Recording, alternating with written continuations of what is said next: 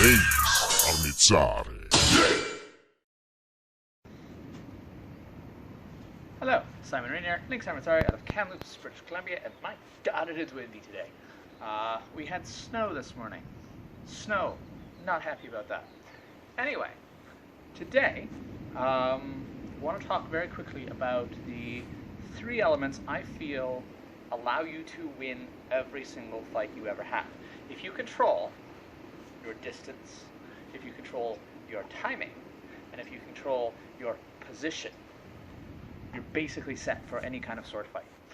When we're talking unarmed fight, you have throw in a lot more like strength and so forth that goes along with it, but these other things can help compensate for that as well. So they are really, really important things to think about. When we talk about position, that's why I'm such a big proponent of using our hip pistols. Why I'm a big fan of really working a lot of footwork. I didn't used to like footwork because it comes a little hard to me.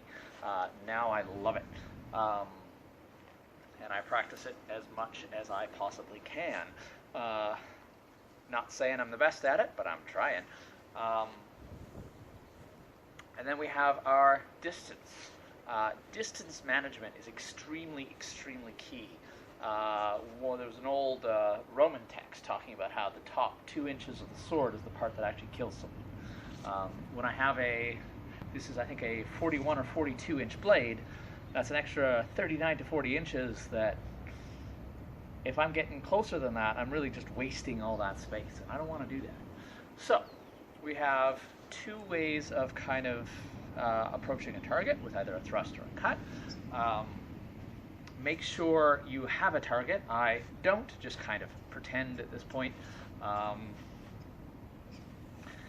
So when we're dealing with a full-on thrust with the rapier lunge, we square ourselves off and lunge to our target, keeping in track of all the other things we've already talked about.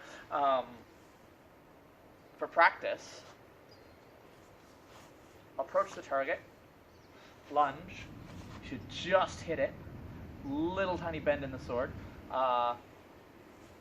recover, maintaining your guard, and stepping back. So, step in, lunge, recover, step back. Sword is the first thing to move out, last thing to move back, watching to get that exact point of distance perfectly. If you bend your sword in half on the target, you are way, way too close. If you miss, that one's obvious, right? Every time you do it, come back out of distance, either, however you decide to move the feet. It's fine. Just making sure you're coming back out of distance each time. That way we start to learn our distance, start to do that. Timing is a little bit trickier to practice on your own. Best thing for that is basically shadow boxing, which I'll cover another time. In terms of position, we've already kind of talked about that. I am building kind of a training dummy, which is going to be super ugly and super simple to show you as well, so hold me to that. For now, though, watch your distance, keeping in mind the other 2 things. Once we have absolutely mastered our distance with the thrust, we switch to the cut. We come in, sword moves, stepping through. For the cut, landing it again on that target. There's a bit of a difference in how we want to land the target. We can cut with just the tip. Rapier like this, that's a really, really good place to give a nice little schlicht across. People call them harassing cuts. I prefer to think of them as disabling cuts, because across any kind of muscle or tendon, even that tip cut is going to be absolutely devastating. If we want to strike a little deeper, we can figure out where ideally we can hit. I smack the sword. It's a little hard to see with this one, so we're just going to swap it out. For my long sword, I'm going to get in nice and close. You see, there's a point in which the sword does not wobble when you smack the bottom of it. This is called the point of percussion. That's where you are most ideally set up to hit the target. The way I usually teach it is anything from there forward is good. So we now have two different distances to practice with the cut. Thrust is really only worried about the tip. With the cut, we can again, with two-handed sword, sure, why not? Think of that just like making that tip cut to the target, and then we can go a little deeper and hit with that point of percussion. Again, if you have like a vertical pole,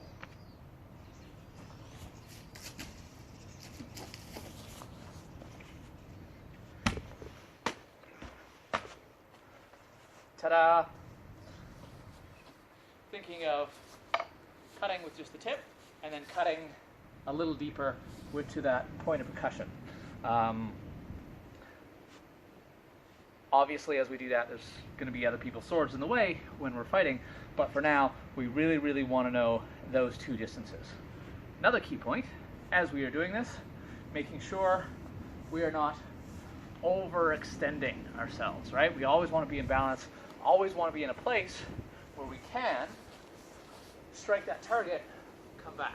Strike that target, come back, without striking that target and having to like wrench our body way, way back. This is a bad thing to do. Yeah, so distance, super cool. Practice it, learn it, love it. Start thinking about timing, and then continue your work with positioning, body structure, all that kind of fun stuff. Yeah, I think that's all for today. Cheerio.